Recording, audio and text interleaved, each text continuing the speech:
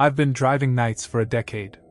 They say nothing good happens after 2 a.m., and I used to laugh at that. Used to. This happened on a rainy Thursday, one of those slow nights when even the sketchiest corners of the city are quiet. I was killing time in the industrial district, where fares are rare but the streets are open. My phone buzzed. A request. No name, no photo. Just coordinates on a pin. It was odd, though, just a spot under a bridge. No buildings nearby, just rusted guardrails and trash-strewn gutters. I pulled up slowly, half hoping the app had glitched. But someone was there. A woman, maybe 30, soaking wet despite the umbrella she held closed at her side.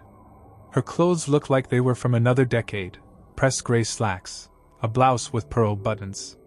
She opened the door and slid in without saying a word. I asked her where to, and she just pointed straight ahead. I started driving, assuming she'd give me an address soon, but she never did. Not once. After 10 minutes of silence, I tried again. "Miss, do you have a destination?" She nodded. Slowly.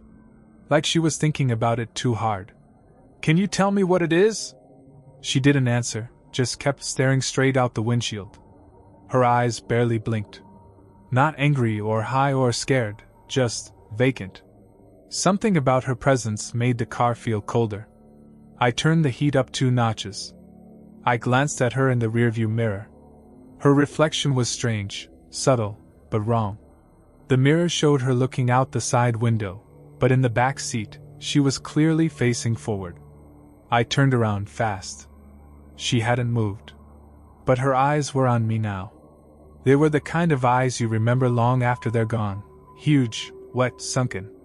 As if they'd never quite learned how to close. "You all right back there?" I managed to ask. She tilted her head to one side, like she didn't understand the question. Then she smiled. That smile was the worst part. Too wide. Like someone who had only seen smiling in a photo and was trying to mimic it. I looked back at the road, heart hammering. We were headed out of the city now. I didn't remember agreeing to that. Trees had replaced buildings. Streetlights were thinning. Fog crept across the road like slow, heavy breath.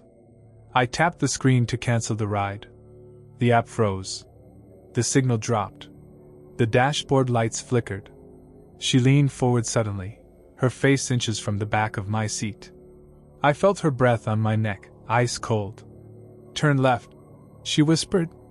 Her voice was so faint it barely registered, but it cut through me like a needle through skin. I obeyed. The road was gravel now, winding and narrow. We were deep in the woods. No street lights. Just the weak beam of my headlights carving tunnels in the mist. "Almost there," she said. But I hadn't told her where I lived. Or driven this road before. Then I saw it. A house. Dark, weather-beaten, abandoned-looking. She reached for the door handle. "Wait," I said, but she was already getting out. She didn't look back. She walked up to the porch and disappeared inside. I waited. 5 minutes. 10. I finally stepped out and approached the house.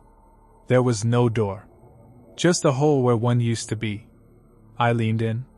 The house was empty. Not just abandoned, empty. No floorboards. No walls. Just dirt. And her footprints, going in.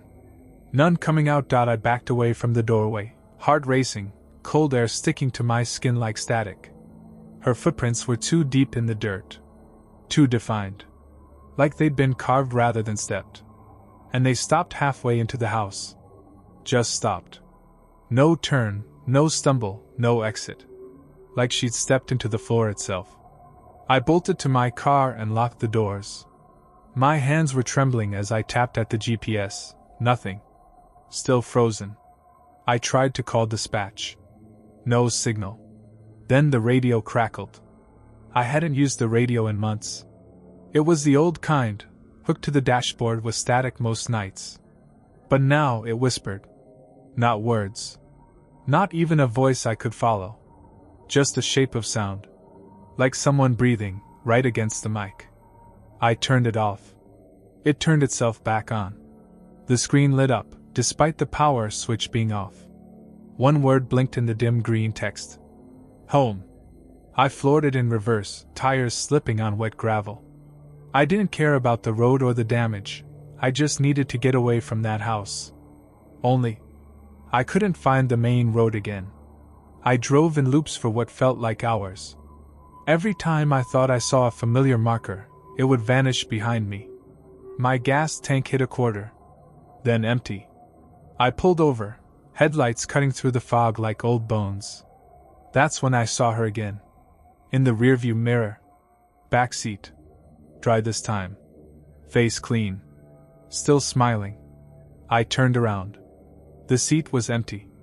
When I looked back at the mirror, she was still there. Closer now. Smiling wider. I reached out and ripped the mirror off, tossing it onto the passenger seat. The second it left its mount, the radio went silent. GPS blinked back to life. Cell signal returned. I didn't wait to ask why. I punched in home, and followed it without question. The directions made no sense, zigzagging through side streets I didn't recognize. Still, I followed. Eventually, I reached my apartment complex. I parked in my usual spot. Everything looked normal. Until I noticed the back door. Still unlocked.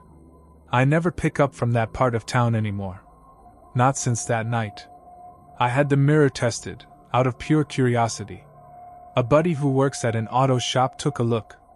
Said it wasn't from my make or model. Not even close. He thought I was pulling a prank. It's now mounted on my wall, like a relic I'm too scared to throw away. But every now and then, when I glance at it just right, I still see her. Just a flicker. Not always in the mirror. Sometimes in the reflection of the microwave door, or the black glass of my TV before it turns on. Always just behind me. Always smiling. I asked around? About that house, that road. No one knows it. I even went back during the day once, thinking I could find it again, maybe figure something out. I never found it. But 2 months ago, I picked up a college kid going to a Halloween party. He was dressed up like a ghost, complete with 1960s style slacks and a pearl button blouse. He thought it was funny. Until I asked where he got the outfit. He said it was his aunt's. She died in a car accident before he was born. Always used to wait under bridges, apparently. Hitchhiked a lot. I didn't ask her name. Didn't need to. I dropped him off and ripped the mirror from my wall. But when I got home, it was back. Smiling. There's a stretch of highway just outside the city where my radio always cuts out. Locals call it the quiet zone. Signal dies, static floods the speakers, and your ears pop like you're climbing altitude. I'd passed through it hundreds of times without issue, until one night, I picked up a fare from a gas station just before the zone began. He was tall, mid-40s maybe, and wore a blue work shirt with no logo, the name, Pete, stitched into the chest.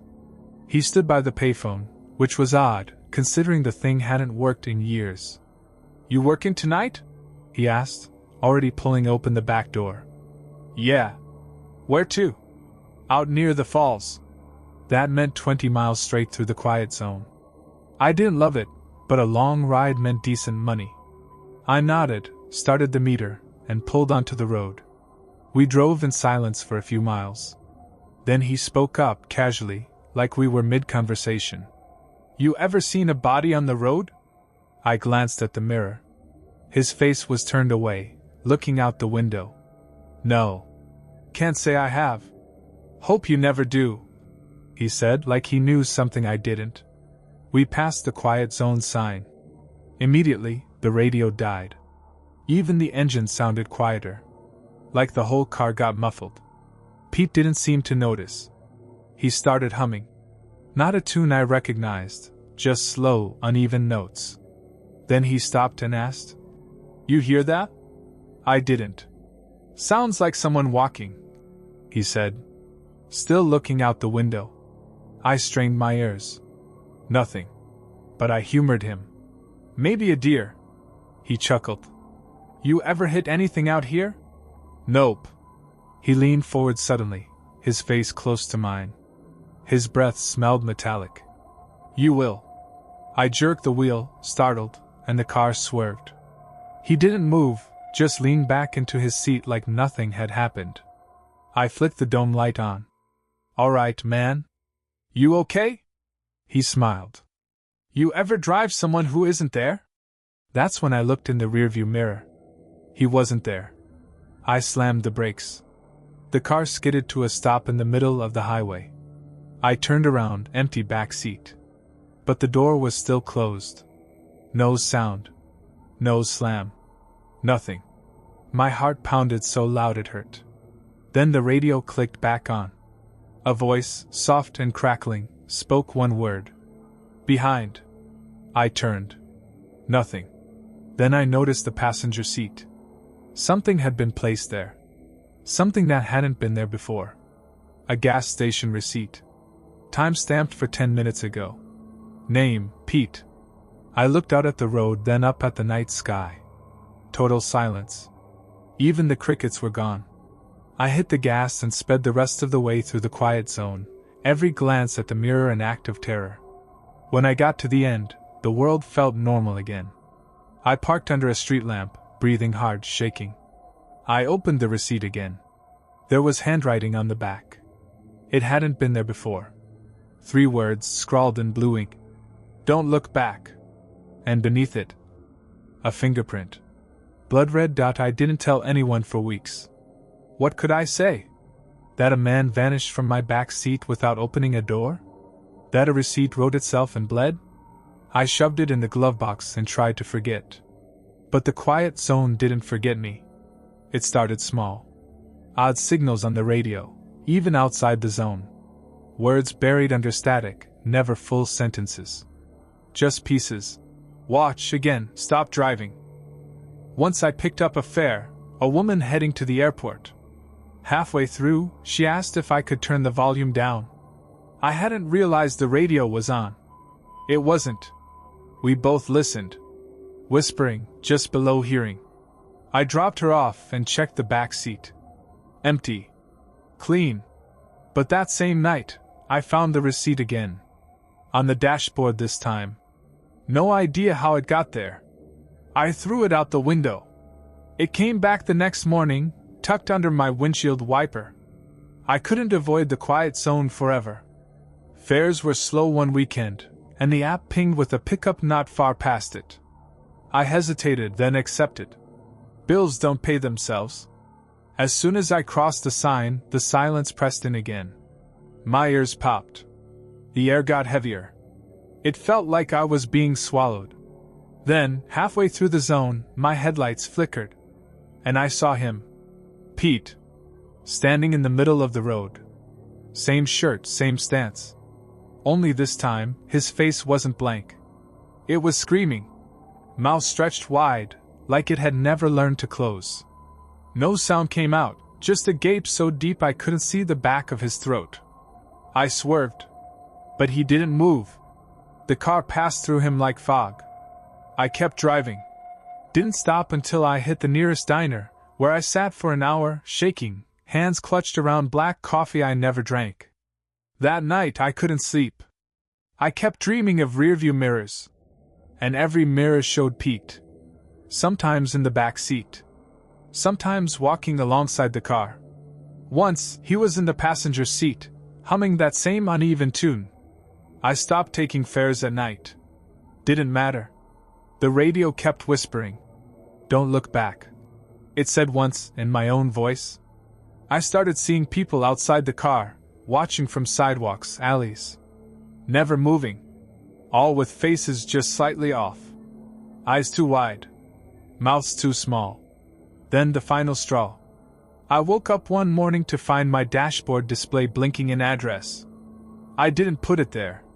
But the app was active, running a meter. The time read midnight. The address? It pointed straight into the quiet zone. I don't drive anymore. Sold the cab. Bought a bike. Moved into the city where streets are too narrow for ghosts to follow. But sometimes, when I pass a parked car late at night, I'll hear static. Just for a second. And once, I caught my reflection in a passing window, saw a second silhouette in the seat behind me, just long enough to recognize the curve of his shoulder. Pete's name is still stitched into my nightmares. And the last thing he ever said to me echoes in my head on the quietest nights. You will. I picked her up outside a hospital. She wasn't a patient, at least, not in any gown or bandages. She wore a pale beige coat, dark jeans, and clutched a red leather bag like it had been sewn into her hand. The first thing I noticed was how quiet she was. She got in the back seat and just said, "Drive." "Where to?" She didn't answer. "Just drive." Her voice was calm, flat, but it had weight like a command. I started driving. The hospital disappeared behind us. Then the city. Street lights gave way to fields. No directions. No signs. I checked the mirror. She wasn't watching the road. She wasn't doing anything. Just sitting stiff, staring down at the red leather bag in her lap. It looked old, creased and worn, like something passed down. No visible zipper, no clasps. Just a fold and a bulge, like it was full. "Miss," I tried again. "You need to tell me where we're going." She didn't look up. I considered stopping, but something kept me going. Some strange instinct told me to just let it play out. My hands didn't want to stop. My foot stayed on the gas. She finally spoke. "It's not mine," she whispered. I glanced back. She was now holding the bag out in front of her, arms rigid, like it might burn her if she touched it any longer. "It keeps coming back," she said. The hair on my arms stood up. "Where'd you get it?" I asked, more out of politeness than curiosity. "From a man who didn't speak," she said. "He left it in my car 3 nights ago. I chased him down the street to return it. He didn't stop. I opened it. What was inside?" She didn't answer. But she started crying. Not sobbing. Just tears, falling in total silence. Her hands clenched tighter around the bag. I looked ahead. We were now in a wooded area I didn't recognize. Trees hung low, thick with fog. My GPS was blank. No roads. Just a glowing dot in empty space. I slowed down. "Miss, are you okay? Do you want me to pull over?" She didn't speak. She opened the bag. I didn't mean to look. But something about the motion drew my eyes. A pull, like gravity. Inside was... I don't know. Not really. But I remember colors. Not objects. Not flesh. Just shifting reds and purples, moving like smoke underwater. Light and wet and wrong. I blinked and it was shut again. But the car was colder now. And there was something new. A sound. From the bag. Something knocking from inside. 3 taps. Then silence. Then again. 3 taps. She pressed her hands against the leather like she was trying to keep it still. But it started moving. Squirming. She was whispering to it now. Not in English. Not in anything I recognized. I stopped the car. "I can't take you any farther," I said. She looked up. Her eyes were black, not metaphorically. Pupils gone. Just full, liquid black. "Please," she whispered. But I couldn't move.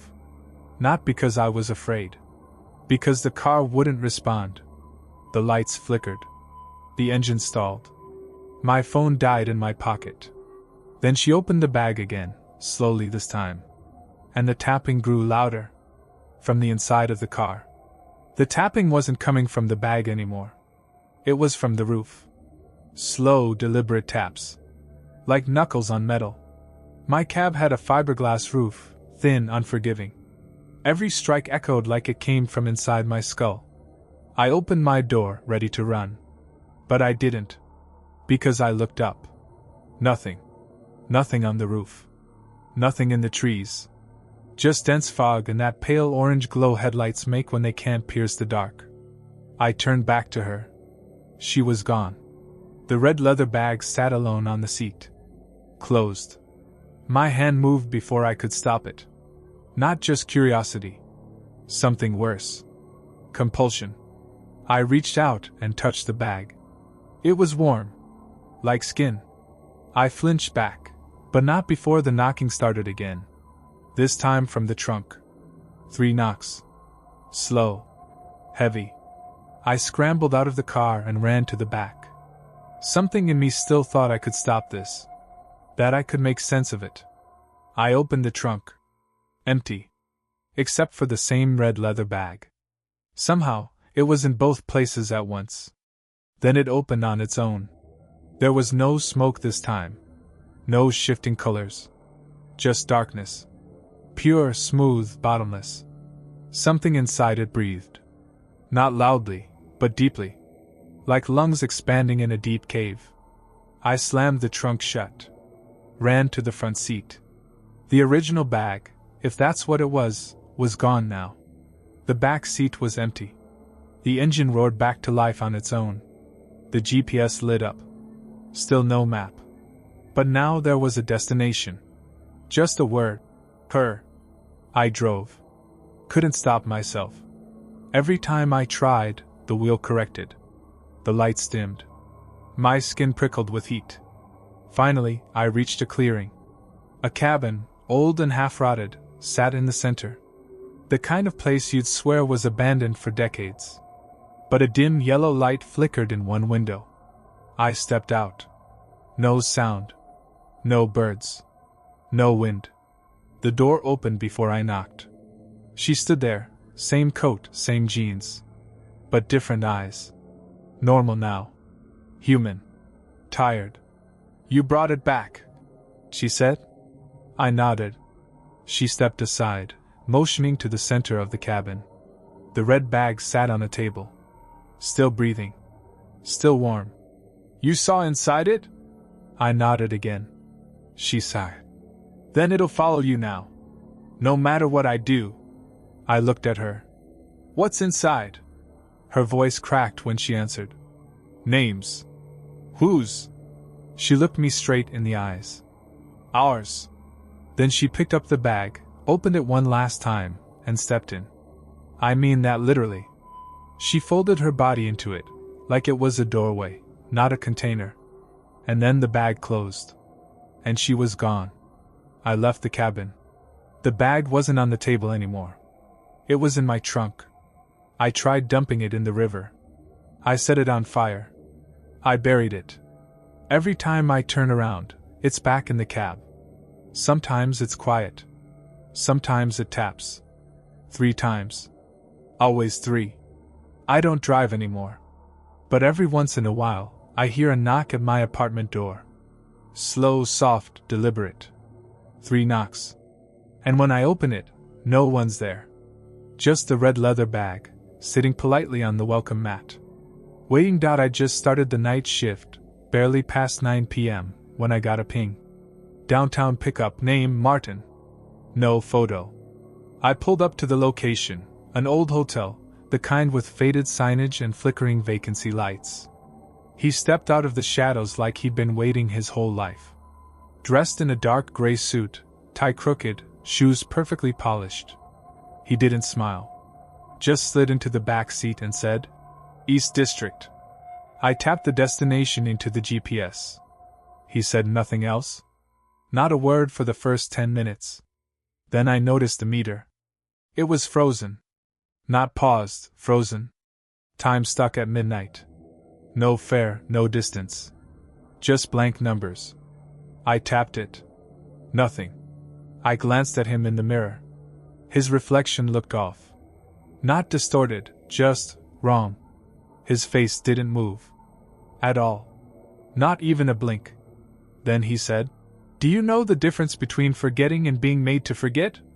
I thought he was joking. I laughed weakly. "Is that a riddle?" "No," he said. "It's a test." The next second, I felt something shift. Not outside. Inside me. I missed a turn. I never miss turns. My memory's sharp. But I stared at the street sign and couldn't read it. The letters looked like static. "Don't worry," he said. "That's how it begins. The cab filled with a smell, faint but sharp. Like burned hair. I rolled the windows down. He didn't flinch. Just kept watching me. "How long have you been driving?" he asked. 10 years. "Wrong," he said. I glanced back. "What? You've only been driving for 3. I started to correct him, but nothing came out. The words got stuck in my throat. When I searched my memory, it was blank. No images. No passengers. No events before 3 years ago. He leaned forward. "It's not your fault. You agreed." "Agreed to what?" I asked. His eyes didn't blink. "To forget. Over and over." I stopped the car. "Get out," I said. He smiled, finally. "We're already there." I looked around. We weren't anywhere. The street was unfamiliar, long, flat, and empty. No buildings. No lights. Just dark roads stretching endlessly forward and back. My phone screen glitched. The GPS was spinning in circles. The meter still read 0. "Tell me what you remember," he said. "Before the cab." I tried. But I couldn't remember my own apartment. My parents. My last birthday. The last person I talked to who wasn't a fair. I turned to him. "What did you do to me?" "I didn't do anything," he said. "You paid for this." I looked down. There was a photo in the cup holder. A photo I didn't remember printing. It was me, sitting in the driver's seat of the cab, smiling. Behind me, in the back seat, was Martin. And someone else. Me. Another me. Same clothes. Same haircut. Same confused look. I dropped the photo.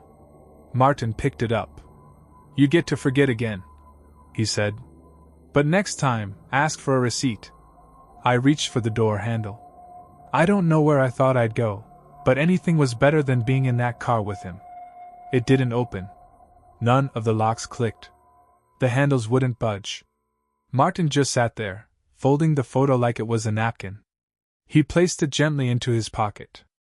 "I'm not going to hurt you," he said. "That already happened." The engine cut out. The dashboard lights died. Everything went dark. But the interior light glowed soft yellow. Like a lamp in a forgotten room. I looked outside again. There was no outside. Just black. Not fog. Not night. Just absence. He leaned forward, and this time, I could see it, the suit, the smile, the polish. It wasn't right. Like a person dressed from memory by someone who only heard about people secondhand. His skin was too smooth. His teeth too flat. "Tell me the first name you remember," he said. I thought hard. I wanted to say my mother, or an old friend. But no name came. Not one. "See?" he said, satisfied. "You're blank." He pulled something from his coat pocket. A coin. Old. No shine, no face. Just a smooth disc of dull metal. "Flip this, and I'll let you start over. New name, new city. You'll forget tonight." I stared at the coin. My mouth opened. "But," he added, "you'll forget what you lost." I hesitated. Something was digging at the back of my mind. A sound. A face. The cab. My first night. A woman crying in the back seat. A man with blood on his hands. A child waving goodbye and never coming back. Pieces. All slipping away like paper in water. "Or," Martin said, "you can keep what's left."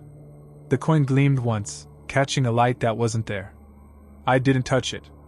The light blinked out. Suddenly, the meter turned back on. It began counting backward. Time moved in reverse. Midnight. 00:01. 00:02. He smiled again. "You've made your choice." I blacked out. Woke up hours later behind the wheel. Parked outside that same old hotel. Empty back seat. Phone at 20%. Cab humming like nothing happened. The meter read midnight. No fare. No proof. But there was a receipt in the glove box. Dated 5 years ago. Driver name, Martin. My name. I checked my license. Same photo. Same ID. But the name was different. I wasn't Martin. Not anymore. And on the back of the receipt, in faded ink, was a single note. You paid for this. Tip not included. Now, some nights, I'll catch a glimpse in the mirror. Not always. But enough. Another me. Sitting behind me. And sometimes, if the meter freezes and the GPS starts spinning again, I hear him whisper one word I never remember agreeing to. Repeat. Most nights I drive the usual. Airport runs, late-night workers, drunk college kids. Nothing special. But every now and then, a fare appears in the system tagged. Unclaimed. No name. No contact. Just coordinates and a note. Take them home. It happened 3 times over the years. And each time, the drop-off location changed, but the feeling didn't. Like I was transporting something that didn't want to leave or didn't belong in the first place. I never accepted unclaimed fares anymore. Until 2 nights ago. It was storming hard. Roads were half flooded, visibility shot. I was parked near an underpass when the ping came in. Unclaimed, pickup ready. I should have ignored it. But I didn't. I tapped accept. The location was a construction site, half-finished towers, fences leaning, tarps flapping like lungs. A figure stood near the entrance. Hooded, motionless, their posture not quite human, arms too long, hands too still. I flashed my high beams. They moved, not walking but gliding, almost like the ground pushed them forward. They opened the door and got in without a sound. Where to? I asked. A pause. Then a voice, soft and uncertain. Home. Their voice sounded layered, like 2 recordings played together, slightly out of sync. Home where? I asked again. They leaned forward just enough for me to see the side of their face. It wasn't deformed. It was unfamiliar. Like a face I'd almost recognized, from a dream or a photograph you only saw once. Just drive, they whispered. So I did. The GPS went blank halfway into the ride. No signal. No map. Just a line slowly drawing itself through the void. I checked the mirror. They were looking straight at me. Only now I saw it clearly. The hood hadn't moved, but the face had changed. Subtly. Their nose was sharper, chin rounder. Like someone trying to remember what they were supposed to look like and getting it slightly wrong. Are you okay? I asked, gripping the wheel tighter. No answer. Then they began speaking again, but not to me. Whispers. To themselves, or to something in the bag at their feet. I hadn't noticed the bag before. It was a cabbie's bag. A meter reader and dispatch radio inside. Identical to mine. I slowed down. Where did you get that? They didn't answer. They just opened the bag, reached in, and pulled out a driver's ID. It was mine. But not quite. The photo was me. But younger. And something about my expression, it was wrong. Forced. Almost scared. They held it out to me. You forgot. I swerved the car to a stop. Heart thudding. Forgot what? I snapped. They smiled. You dropped me off years ago. But I never made it inside. The rain hammered the windshield. Wipers couldn't keep up. What are you talking about? I asked, feeling sweat bead on my forehead. The ID changed in their hand. Not visibly, just, suddenly. Now it showed them. My photo was gone. My name replaced. And in the corner, in tiny letters. Unclaimed. I reached for my phone. It was gone. So was the dashboard. So was the road. Just blackness outside every window. Except behind us. Behind us, a door stood in the middle of the nothing. Open. Waiting. They opened their door and stepped out. But before they left, they turned back, face now entirely unfamiliar. You drive the unclaimed or you become one. They smiled again. And shut the door behind them. The door closed, and the cab lit up again. Radio back online. GPS blinking like nothing happened. Meter running. Except, the fare wasn't mine. The name on the screen, driver, unclaimed. I stared at it. Tried tapping the profile. Nothing. Tried rebooting the app. It stayed frozen, locked on a name that didn't belong to anyone living. I turned around. Nothing outside but night. The figure was gone. So was the door. Just a perfect black horizon, unbroken and wrong. I hit the gas. The car moved, but not forward. The scenery stayed still, yet I could feel motion. Then the radio crackled. Not music. Not dispatch. A voice. My voice. Looping. You dropped me off, dropped me off, dropped me.